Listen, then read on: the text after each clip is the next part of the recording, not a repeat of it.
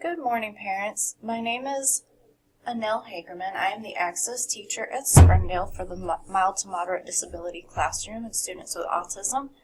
I'm also a remote learning teacher for the time being. I have a wonderful class of students that have been virtually learning successfully all year.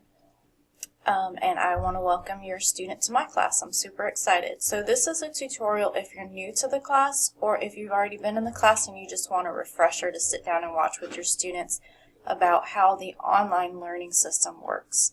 So when you log into your student's device, you're going to go to the Bibb County class link. Your class link is like walking into your school where you have everything you need, basically. So think of the class link as your school, where you have all your learning resources. You have your Canvas, which I'm going to go over in a minute.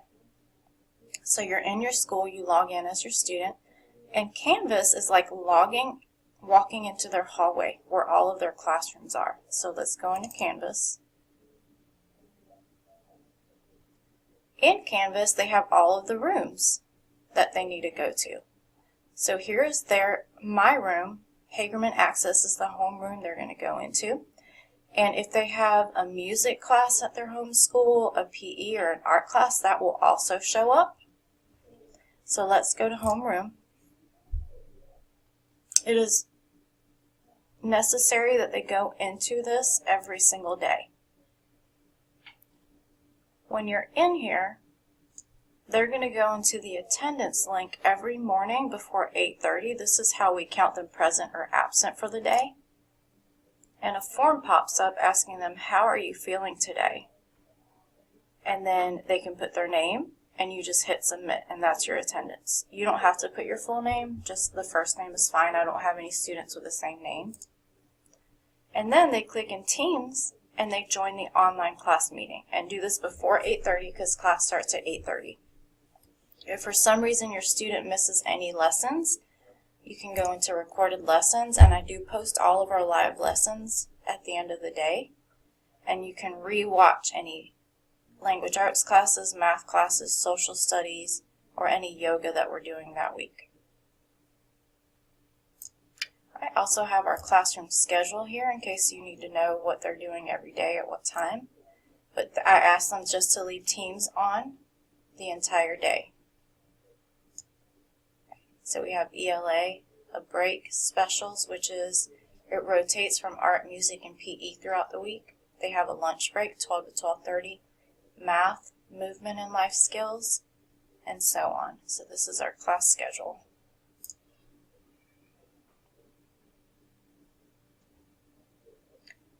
Here's a link of some of the social stories we talk about in class, and this is just, if they want to go back in and listen or read them, you can also go back in and read them with them.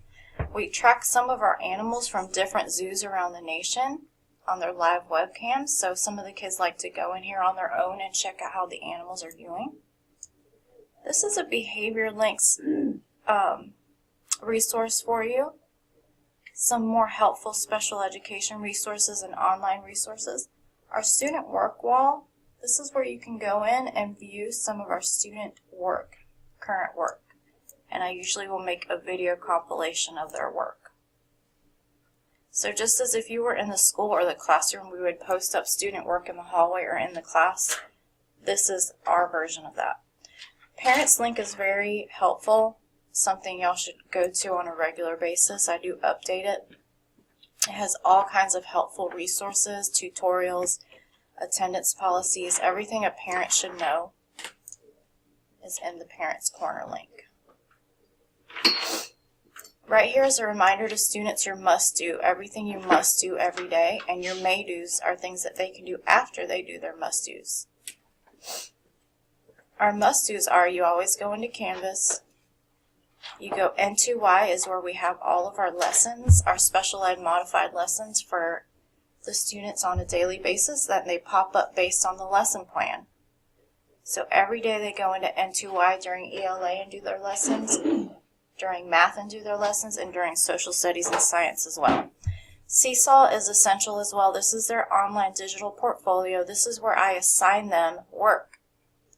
So not only do they have their lessons in N2I that match up to the state standards, They also have their work, as if I were to hand out work during class time in a regular face-to-face setting, I will be quote-unquote handing it out or assigning it in Seesaw. We do a lot of fun activities in Seesaw too. It's digital. They can record their work. They can video their work. It's very interesting and they do enjoy it. Their may-dos are things they can do after they've done their must-dos. And these are some examples of fun learning apps that they can go to and play on but still learn. And they can also take a break at home or read books at home. All right, and if your child has any kind of therapy, I do remind you in the morning who has it and at what time. And if the therapist has provided a Teams link for me, I put it in these links, in these tabs, for physical therapy, speech therapy, occupational therapy, and so on. Okay, and also in Canvas, when you go in on the right, it will show you what's coming up. So if I've inputted an announcement or an assignment, it will show up here on their to-do list. So that is an overview of Canvas. Let's go back to their class link, which again is like going into their school where all their resources are. N2Y is where they do all their lessons. Seesaw is where I assign work, and a lot of their work in Seesaw is to help them with their IEP goals as well. The reason I like for them to keep Teams open all day is because we do live lessons in here. I guide them through their day with a presentation. So right now, as you can see, they are working in Seesaw and they're coming back at 9:30. And we also call them to private meetings on Teams to help work on specific skills based on the individual and also to help with their IEP goals. So that's why I like for them to have Teams open in case we need to call and check in on them. For Seesaw, I will send you on Remind your students' login. It is a specific code for Seesaw that they need to put in. Once they click on Seesaw, they'll click I'm a student, and they will type in their class code at the bottom. You're not going to register as a new student, you're going to just type in the class code. And the instructions I share with you will walk you through that. Alright, how do we do our reading? We go to this app, MyOn. MyOn is their digital library. Each student clicks on their MyOn and ClassLink and it takes them to their personal library. This is the teacher's page. I'm able to see who's reading, what they're reading, how long they're reading, and so on. And they can search from over 6,000 books on here to read. The great thing about MyOn is that it reads the books to them, on top of having a lot of other different features like dictionary and a lot of different things they can do on there, such as highlighting, taking notes on the book. They can also take their AR tests on there. Alright, Max Scholar is another app that we're starting every day. It's our phonics program. All they have to do, it's already set up for them, all they have to do is click on Max Scholar and it will take them to their lessons. And this is something we're going to guide them through throughout the day on Teams and tell them what they need to be working on. Alright, and I've tried to keep all of the essential applications in each student's class link. I've moved all the ones, this is mine, but I've moved all the ones that they use up to their top row, top first and second rows so they don't have to search through all the applications. And I've put them in order that they go in. So I always have Canvas first for each student so they know that they have to go there first. Okay, for Seesaw, some of you won't have the Seesaw icon on your class link, and this is just something that they don't have available right now. So for Seesaw, what you will do is if you just help your child get there one time, they should be able to do it after that because it will save their class code after one login. So I will share these instructions. You go to this website, app.seesaw.me. You click I'm a student. And then all you need to do is copy and paste this class code into the text code option. If you're using a tablet, you can scan your child's QR code instead of having to type in a long code. But like I said, all I do is I select it, Control-C, and Control-V, paste it into the section on the website. Alright, and if you need the instructions in Spanish, they're at the bottom.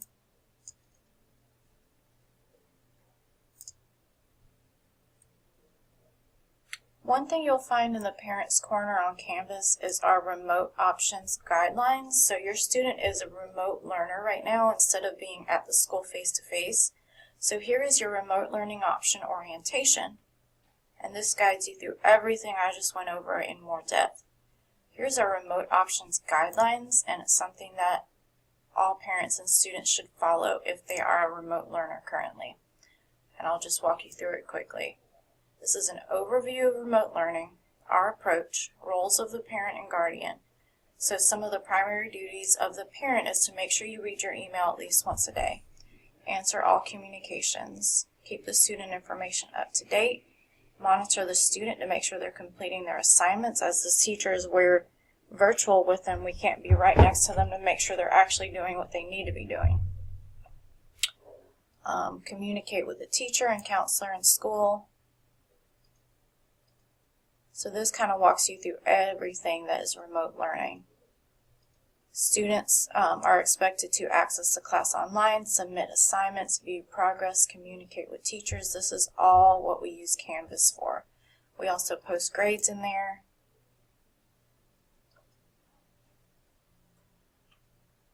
Here's a tutorial video.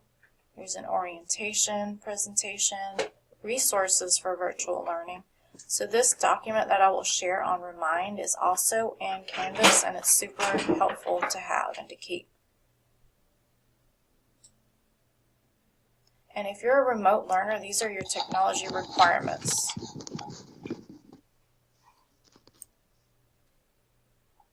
Attendance is important. They need to do that check-in attendance sheet to get counted as present every day.